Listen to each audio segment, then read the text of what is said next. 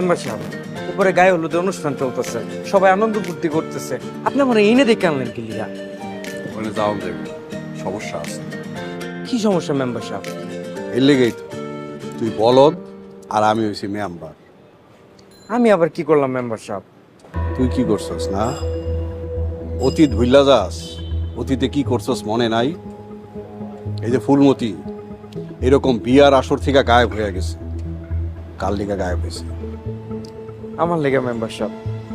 এখন তুই ক, উপরে হলুদের অনুষ্ঠানে যদি তুই যাস, ফুলমতির সামনে গিয়া দাঁড়াস, ফুলমতি যদি আগের ঘটনা মনে কইরা চিৎকার চেঁচামেচি শুরু করে, এই ভরা মজলিসে অবস্থাটা কি হবে একবার বুঝছস? জি মেম্বার সাহেব, আপনি ঠিক কইছেন। নাসির, এত সহজ না, রাজনীতি এত সহজ জিনিস না। রাজনীতির ময়দানে তুই এখনো অবশ্যই